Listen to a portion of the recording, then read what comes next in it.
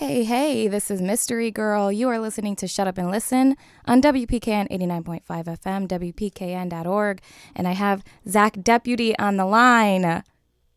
Hey, That's Zach. my name. How are you? I'm good. I'm good. So I always ask people when I call them, what are you doing right this moment while we're talking on the phone? I'm pulling over to the side of the road to talk to you for a second, so it doesn't sound so bad. But I'm driving to Charleston, Oh, thank you. I going to pick appreciate up. that. I figured it sound a little better if I'm not riding Yeah. solo. Mystery Girl definitely appreciates that. Are you, do you have a show tonight? Yeah, I'm playing at Charleston Poorhouse. Okay, great. One of my favorite rooms, to be honest. I love it down there. What do you love so much about it? I got a lot of people who I consider family from back in Hilton Head, South Carolina, that live there now. And so, I guess it's just the old school connections. But as far as for me, I started booking myself in Charleston as maybe my second or third gig outside of my hometown. So it's a really special market for me. I got a lot of history there, a lot of really old fans who've turned into friends and turned into family. So, Right. So, it's just got a lot of warm and fuzzy feelings for me when I'm yeah, there. I can imagine to, see the old fans, the people who were there from the beginning, right? Yeah, exactly. And it's different. Like, you could be crushing it somewhere, and know some people, but not really know people. It's cool when you have history with a lot of people and you're catching up and you really know them and they really know you. You're not just an artist, you're, a real friend. And so Charleston's one of those markets where I just have a lot of friends that I consider family. Yeah, that's great. Well, speaking of shows and your tour, how is the tour going so far? I know you've been jumping all over the place. Yeah, I'm jumping being. I mean, it's always good. We tour so much that usually we don't have a beginning and an end of tour like most bands. Yeah. They're like, oh, we started tour, we finished tour. I'm like, I don't know when tour ended or beginned, and we just kind of keep moving. But it's been awesome. This year has been so great. It's always moving and growing, and it kind of never ceases to amaze me how many people find out about the music and get turned on to it because it's such a grassroots movement as far as what I do. And so, the crowds keep getting bigger, keep Yeah, having sellout. that's I love always it. good. I did read that you really do tour a lot. And I'm not sure if this is right or not, but I'm going to ask you now that you averaged, like 1 year, you averaged like almost 300 shows a year. Well, yeah, I think I was the most touring act in the country for 3 years in a row. I Wow. did 300 plus shows for 3 years in a row. And now, I made a big announcement to all my fans that I was going to be cutting back and not touring as much, and they, a lot of people thought I was quitting by the way I said it. And now we do 180, 190 a year instead of 300. Yeah. And people were like, I thought you were going to retire. And, no, just that we were cutting back. We almost cut the shows in half. Yeah, that's I'm that's still insane. more than average. Yeah. But my whole career has been built on the live experience and live, and everybody likes the live experience different, a lot more because it's always different. Every night's different. Every night is in the moment and special to that night. And if you don't catch that night, you're never going to catch a show like that night again. Yeah. And so to catch me live is always the best. So I'll always be on the road somewhat. I mean, I'm hoping to cut it down to 100 shows, 75 shows by the time I'm 90. But for right now, I'm good. No, that's incredible. And actually, I've never seen you live, but I've watched enough of your performances, and I know it's not the same, but videos to know that you do put on a great live performance. I actually will be at the show in New Haven at Toad's Place. You'll be there November So 26th. Yes, yeah, I love Toads. it. What do you love so much about performing at Toads? I gotta ask you that. Well, they got this, beautiful, beautiful jacuzzi bath in the green room. The nice jacuzzi. No, seriously, Toads is just awesome. Connecticut is like a second home for me. It's funny. My entire band, the hashtags, they're all from Connecticut. I had my tour manager for 2 years was from Connecticut. I felt completely entrenched in there, but I've always liked Toads. It's always been a special place for me, and even from the first show, it was a great show, and it's been one of my favorite venues in the Northeast for sure, Yeah. and Well, most frequented. I try to play Toads at least once a year. You know, that's great. it's kind of a return. It's a return to something that I really understand. It's simple. I love it there. Yeah. Well, I'm looking forward to People seeing you get there. down to. Oh, yeah. Oh, they definitely do, for sure. So you have a new album out. It is called Wash It Mm-hmm. in the Water. Yep. I was listening to Yep. it before, and I have to say, it makes you can't sit down while listening to that. I mean, you can't not move to that album. It's great. Yeah. So do you want to tell us about that a little bit? Yeah, Washing the Water, I didn't mean to record that. It just kind of happened by accident. I was toying around it at home, and I did a couple tracks, and I was like, man, I really like this vibe. I want to try to make this happen. And then I finished the rest of it in about 3 or 4 days of recording just at home, and actually my uncle's office. I commandeered my uncle's office for a few days and just set up my gear, and I recorded all that. But I wanted to put out like this pop soca thing, and a couple hip hop songs just kind of fell in. I was just doing it for fun, and all of a sudden I was like, man, this is a really cool album. And so the album just kind of fell together. I didn't set out to make an album. And I think that's the coolest thing, you know, when you're making art and you're really not thinking like, you're not thinking business-wise. You're just thinking like, I'm making art because I love making art. And then all of a sudden you have this thing that's like, wow, I think people will love this body of art. And that's kind of what it was. But, you know, Washing the Water is just an analogy to start over. When things get dirty, when things get messy, just, you know, wash it in the water, start over. I love that. And love life. Yeah. And so to me, it's an album about loving life and getting your boogie on. Right. Well, I definitely recommend anyone listening to check that out because it is a great album. You have so many styles, which I really never heard anyone like you. You're very unique. You can switch it up, but you're soulful, but then you can be funky. You got a little bluesy, you get a little islandy, you know, everything. I think that's amazing. And I just want to ask you, where does this come from? I mean, I know you have a diverse background. Would you attribute that to your eclectic style? Yeah, my mom and my dad couldn't be any more different than the way they are. You know, where they came from. Oh, sorry about that. No problem. And, you know, so you can't help but be influenced by the people that you grow up around when you're a kid. And my grandma, she listened to a lot of Latin music, a lot of salsa and calypso and soca music. And so I grew up listening to that as a kid, and it played a huge role in my sound even to this day.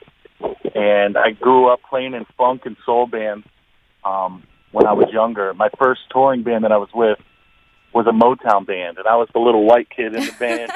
You know, and touring around and wearing a suit, That's awesome. You know, and singing backgrounds for My Girl and stuff. So that played a big role into it. And then when I started having bands, it first off started as funk and kind of a hip hop thing. Mm-hmm. My first performance pieces were actually hip hop and beatboxing and stuff.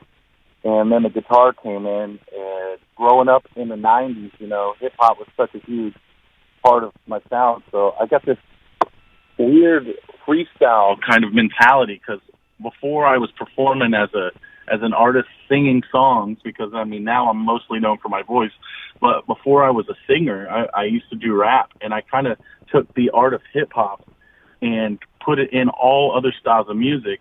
And when I first started playing live, I would freestyle a reggae song, I would freestyle a country song, I would freestyle bluegrass. It didn't matter. I took the same freestyling mentality, but I would put it on any subject in any style of music. I didn't just limit it to hip hop. Yeah. And I think that makes my experience a lot, like especially my live experience, much different than most, because I'll be making up songs. I mean, you don't hear a bluegrass band making up a song on the fly. No way. You know, it just doesn't happen. They rehearse it, they do it, they come up with ideas. But sometimes if I feel like talking about fluffy bunnies and singing it with a bluegrass backbeat, you know, I'm not scared. I just kind of jump into it, You know, for better or for worse. And that kind of created my live sound. And I've always thought of it like gumbo. When my mom and dad split up, my dad was living on his own, and we go over there. And he didn't cook much before that, but obviously you got to cook for your kids so they don't starve. Yeah. And he would make this stuff called gumbo. I didn't know what was in it. He would just put a bunch of stuff in a pot, and he would feed it to us, and it was tasty. And we're like, man, that tastes good. And I always took that same concept of gumbo, put good ingredients together, and it usually is going to taste good. And I try to do that with my music. And I'll try to make a little bit of a different gumbo every night just to taste it out, And if gumbo tastes really good, then I'll try to recreate it the next night. But I'm always just cooking. I'm just cooking the sound. I really love that comparison. I think that's a great way to put it. Yeah, and, coming from crazy background, different ethnic backgrounds, for Puerto Rican to redneck, it's just there's a lot of different spices in the spice rack. Oh yeah, and you can definitely hear it in your music. I love when you rap. By the way, it's you don't expect some of the things that come out of you, and it's great. I'll be the first to admit it. Who are some of your main musical influences? Who really inspired you? Who were you listening to that really got you wanting to do this? Probably my biggest influence growing up, like once I was in high school as a singer, was Ray Charles. Mm-hmm. Ray Charles just kind of he still hits me deep. When I listen to Ray Charles sing some songs, it can water me up. And just, I love it. But, other than that, love J5, Bobby McFerrin, Tito Puente, Harry Belafonte, Wes Montgomery, John Schofield, stuff like that. Kind of really inspired me when I was younger, in different ways. Because I had my phases where I was really into guitar and listening to guitarists, and then where I was really into singers, and then the Latin stuff that I used to listen to with my grandma. All that soca music still plays a heavy role into what I do now. Yeah, for sure. It's happy dance music, Yeah, for sure, definitely. And I don't know. Everybody has a different way to play music, but I want to play music that makes people forget about their problems and realize that life is something to be enjoyed. That's one of my biggest goals, is to make people be like, you know what, it's a decision to be happy or not happy, and right now, no matter what happens, I'm going to be happy.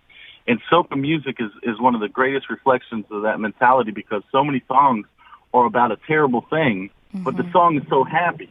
So the basic concept is, no matter what happens, spin it to happy. Be optimistic about it and make fun of it. And there's so many great songs in calypso and soca music where it's talking about something that's wow, that would be depressing, but I'm so happy about it right now. It doesn't even matter. Yeah, it's like in an upbeat, upbeat song, happy song, right?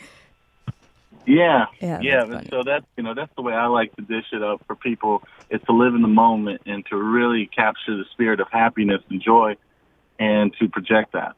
Well, I'll tell you that your music has that effect on me, so it's definitely working, for sure. I want to talk about the looping station. I think that is so amazing that you just get up there, and you do that with most of your shows, right? Yeah, probably I'd say 85% of my shows are looping. Yeah, I mean, I just think it's just it's raw. It's just you. Why do you love using the looping station? What does it allow you to do that maybe you couldn't really do with a band? Looping, the thing I love about it most is there's no disconnect to what I'm thinking or what I'm hearing to what I'm going to do, other than the fact that I have to loop it, and it might take a second to get my idea across. But with a band, you have to kind of discuss it somewhat. Like, hey, these are the chords in the song. They're kind of crazy. Here's the chord chart. We can improv and we can go here. But with looping, you don't have to talk to anybody about anything. If you want to go straight into a funk groove from a reggae groove, you just do it. There's nothing in between the communication barrier, because it's just you. Yeah. And so I feel like I can channel me more. I feel like I can be more raw. And I don't write set list. It's so rare that I write a set list. It's almost never that I ever write a set list, because I want to go on stage and I kind of want to channel what's going on in my heart and just pour it out through music instead of coming up there. It's kind of like the same thing. Some people want a speaker to come up there and articulate this great speech that they wrote and they went over and they smoothed over all the points And some people just want somebody to go up there and just speak from the bottom of their heart and just say it like it is. And, I'd rather just go up there and be myself. If you don't like it, at least I'm myself. At least I'm not pretending to be something. And musically, I think that transposes to people. They can feel it. Like, they can feel that sense of what is raw and what is real, Yeah. Music's all about energy, the notes and everything in between. Who cares? That's just, it's not as important as what is projected from it, the feeling that comes from it. You remember that you had goosebumps. You didn't remember that the song was in G minor, Yeah. You remember how it affected you deep inside. And so I feel like if I'm just living it raw, then I can affect people with what I'm feeling for real. And it's less about the notes, it's less about the mechanics, and more about the spiritual nature behind it and what I'm actually feeling. Right. And so that's what I love about looping. Yeah, more about the vibes. That allows Yeah. you to make your shows different every time because it's you, and you can switch it up if you want and go off of, the vibes that you're feeling, which I think is and I great. can feel the audience too because they're giving me this energy and I can kind of read it and I can play with it. And it's some form of communication. It's hard to explain to people, but you really do feel what they're giving you. And when they give you something, you can give it right back. And it's kind of this way that we're communicating on another level than just like English language. Like, we can really vibe off of each other. If you write a set list and you're going to play that set list no matter what, then you're not communicating with your audience the way, you're not feeling what they're saying and saying something back. You're just coming out there and you're talking to them. But I like a conversation. I like them to talk to me and then me to talk back. And, I can really vibe that out when I'm doing looping. Right. Is it true that you started looping at a show because the bass player couldn't show up to the show? Is that how that started? Is that true? Yeah. I had this Line 6 pedal, and I seen somebody use it as a looper. I never did use it as a looper, but I knew that you could do it. And I went to the bass player's house, and long story short, he had taken these pharmaceuticals, and he was like a drone. He was in a drooly drone state. He wasn't really he wasn't talking English very well, and I was like, "Hey, man, we got to go to the show. What's going on?" I tried to call him, and he wasn't answering the phone. I get over there, and he's like, "I can't, man. Oh no, I can't, man. I don't feel good." And he was literally drooling, and I tried to convince him for like 20 minutes. And I'm like, "What am I doing? If I got him to the gig, this dude can't play." And so I called my drummer. I was like, "Hey, man, the gig is off." And he was bummed. And then I called the venue that I was supposed to play at. And this is back before, people had cell phones and texting. This is how long ago it was. Yeah. I think I was like 18, 19. And I called the venue, and the lady who was running the show answered the phone, and I hung up on her. I'm like, you know what? I'm just going to go there and just let it fall where it may. And I went there and I did my looping show, and everybody liked it. And I thought it was horrible. And I said this to myself. I say, if they like it this much and it's this bad, imagine if it was good. And so that was the idea I had, 12 years ago. And now it's kind of come into fruition, and it is great. But it's cool. Like, you have a little idea like that, and it can spark the whole career. Right. That's a great story. It's really funny how things happen in life. You think it's going to be something bad, and it turns into this great thing.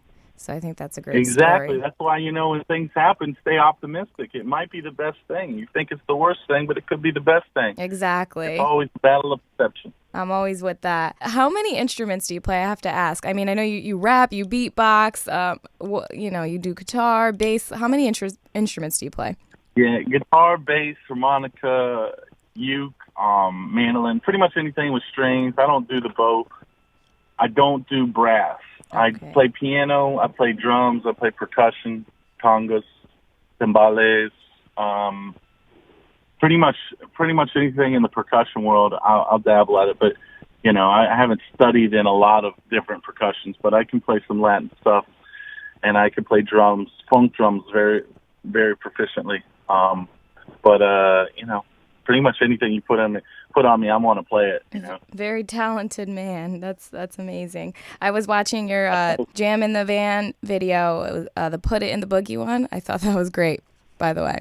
Yeah, Yeah. Thank you. Yeah, that's funny because you listen to like that version and then you listen to the Put It in the Boogie version that I got from the album. You're like, wow, these are so different. Yeah, they are You know? very different, but they're both great, But yeah, they are Yeah, very different for sure. I like it like that. Always given a different look. Yeah. Would you are you a good multitasker? I mean, you can play, you do the looping. Are you in like other areas of life? Can you multitask really well? I would have to assume you can. It's kind of sickness because I actually multitask better than I one task. Like if you give me one task, I'm probably going to mess it up. But if you give me something where I can I'm thinking so much that I take my own brain out of it, then I work. It's hard to describe. It's hard to explain to people because they don't get what I'm saying. But I work better under pressure and quick. It's one of the Yeah. reasons I like cooking, and I like cooking a bunch of different stuff at once because I like juggling and going crazy. At the same time, when somebody comes and tries to talk to me while I'm cooking, I'm like, my processor is done. You got to get out of my kitchen. But I work better than that. If you just told me to cook grilled cheese, I'll probably burn it because I'm so bored of grilled cheese. Yeah, no, But I yeah, actually know exactly what you mean. I'm better at multitasking than just one task at a time. Right. Now that makes sense to me for sure. So I was reading, I find I was, going around reading different bios and I find your story interesting. And, again, I'm not sure if all this is true, so I'm going to ask you, but I was reading that like you went to college, but then you like dropped out the first day you were, you could, and then you tried to go to Cali with a friend and you guys ended up in Colorado. So I just wanted to ask you a little bit about your journey to here. I never went to college. Basically what happened with that is I won this competition in high school, Outstanding Soloist, and my jazz teacher, Miss Copeland, was awesome, and she really was trying to get me a free ride into Berkeley. And basically had set up a free ride to Berkeley, and all I had to do was go to this audition, but it was supposed to be a go. I just needed to show up and play, and I was going to get a thumbs up to go to this thing called the Governor's School of the Arts, South Carolina, and from there I would go to Berkeley and have a free ride. Oh, wow. On the way to my audition, this lady fell asleep at the wheel. She was drinking, and it was a 2-lane highway and came over and hit me and my dad 60 on 60, and we flipped like 15 times and rolled off the road, and dirt flew into the vehicle, and long story short, we got in a really bad accident, and my dad, broke his arm in a couple of places, and luckily we weren't wearing our safety belts, or we'd both be dead because we got cocooned by the vehicle into the back of the car, and both of our seats where we were, there wasn't enough, especially my dad's seat, there wasn't enough room for you to put your pinky between my dad's seat and the steering wheel. He would have been completely and utterly crushed if he was wearing a seatbelt. Yeah. And I got cut and bruised, and I was pretty banged up, but nothing bad happened to me other than a bunch of cuts and a bunch of bruises. And they obviously rescheduled my audition because due to the circumstances. But I kind of took it from a sign. I kind of read life as, like sometimes you're getting pushed in a direction, and I felt like that was a big push in a direction that I wasn't supposed to literally go to college. And so I took it as a sign, and I said, no, that's okay. I don't want to go to the audition. I don't think I'm meant for it. And the day I was allowed to drop out of school, I did. And to be honest, that was my plan from when I was 13, was as soon as I could get out of school, I was going to get out of school. But I had this free ride set up, and so I thought, okay, I'm being pushed in this direction. Mm-hmm. I'm going to do this, even though that wasn't my plan. But then when that happened, I was like, okay, I guess I'm definitely not being pushed in this direction anymore. Yeah. And I started to play music. But yeah, as you said, I went out west with my buddy Kyle, and we wanted to start a band in California, but we never made it there. We made it to Colorado, and I kind of got stuck in Colorado for almost a year on a couch, which is easy to do, in the bubble of Boulder, Colorado. Yeah. And started the band, me, Kyle Ursery, and Jeremy Salkin, who Jeremy now plays with Big Something. Okay. Which is funny, you're running cross paths with people, and they keep moving in their career, you keep moving in your career. It's pretty cool. But we played together, and we started a band, and eventually I quit playing music and moved back home and started to do my own thing for a while. Yeah, which led to eventually that story with me quitting doing the band and doing the loop thing by accident because my bass player couldn't make it. You know. And now here we are, right? And here we are, 2016. That's great. Yeah, And you I have know, it's crazy. you have a daughter, right? I do. Okay, how old is your daughter?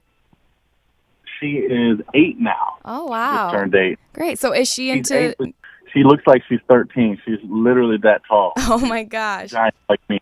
Watch I'm out 6'4". for the boys. I know. I'm not going to be good with it. I know I'm going to be like that creeper dad who's stalking, you know. That's my baby girl. I'm not trying to have anybody mess with her, so. Yeah, you got to watch out. She's beautiful too, so. But yeah, she's into music. I think that's what you were about to ask. Yeah, that was. She's really talented. She plays the piano pretty well. Actually, at her age, she's more talented than I am. But, you know, I'd never try to push her to play music because nobody ever pushed me to play music. I just wanted to do it. And so we'll see her thirst for it. But she's great at it. She's taught herself songs on the piano, melody and chords without anybody showing her. Oh, wow. So she has the talent and the bug in her, and she sings with me. She's like me. She just walks around all day singing songs and humming melodies, you know. So she has the song in her heart, and that's the most important part. That's the part you can't learn. Yeah. That's the part that's just there or not there. Right. And so she has that, but we'll see. As much as she wants to take it, I'll be there to assist to take it with her. You know, but that's great. I feel like everybody's got to find their own passion in life, and one of the secrets to having a successful life is to do and pursue the things that you're passionate about.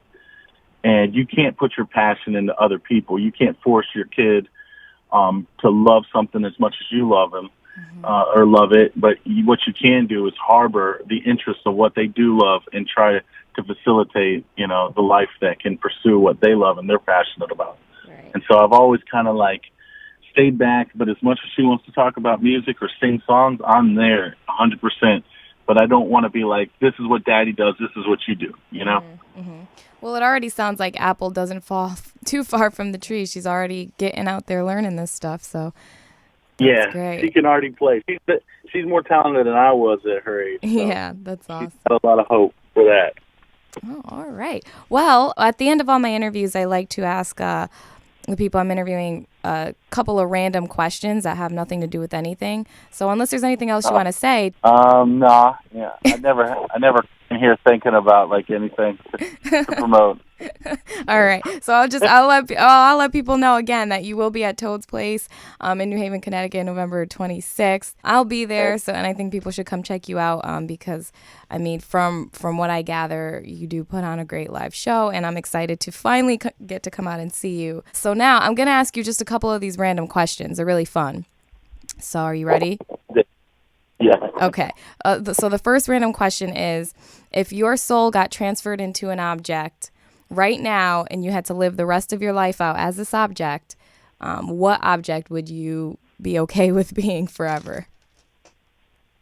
Oh, nothing. Nothing? There's no object I would want to be in. All right. There's not an object that I want my soul transferred in, okay. unless it's like Zach 2.0. You know, it's like Zach body but indestructible and amazing, but you know, like robot Zach. No, not robot. Just like spiritual, uncorruptible body Zach. You know. Gotcha. Definitely no nanotechnology Zach. Don't want any of that. Okay. Just like super Zach. Right. Uncorruptible. Well, that's a fair answer. I wouldn't want to get my soul transferred into an object either, but I always think it's interesting to ask people what they'd be okay with. Yeah, no, I'm sure it derives a bunch of interesting answers. Oh yeah, definitely. Okay, so I either want me or I don't want to exist. So it's like all or nothing, right? All or nothing, yeah. I like that. Okay, here's my next one. If you got sucked into I'll do movie or video game. If you got sucked into a movie or a video game, what movie or video game would you want to live in? I'll start with the video game. If I was stuck in a video game, it'd definitely be Mario Kart because Oh, yeah. I could just throw blue or green shells and red shells at people and fireballs, and that would just be fun. That would be fun. As far as a movie that I want to be stuck in, that one's hard. Tough one, right? I had to think on that. I don't watch too many movies these days. I don't know what's going on in the movie world. Probably pick a comedy. A comedy. That makes sense. You don't want to be sucked into some war movie. Drama or, some murder mystery. Yeah. No way. I'd probably be stuck in some sort of comedy. Right. But, all right. Okay. One where the beat is, Yeah. All right, here's another fun one. If you could have a random superpower, and by random I mean, not something that a superhero or villain already has, not something obvious like, super strength or flying, a completely random ability, what would your random superpower ability be? That's hilarious because this isn't the first time I've been asked this question. Awesome. Last time I answered the ability to eat food and then not have to deal with the aftermath. I never have to wipe my butt again. I always have perfect poop, and then never have to wipe my butt. Oh, that's great. Okay, that's great. That's great. On that note, I think we're good with the random questions. Thank you so much for speaking with me. No, you know it, Mr. Girl. I don't know your name, but I think it's good to keep it that way. Oh, yeah, for sure. No one knows. It's a mystery. But I look forward to seeing you on the 26th. Heck yeah. Yeah, introduce yourself to me. I definitely will. As Mystery Girl. Oh, yeah, of course. See you then, and good luck on your show tonight, and good luck on tour until then. Thank you so much. Good talking. Thank you. Bye. Bye, love.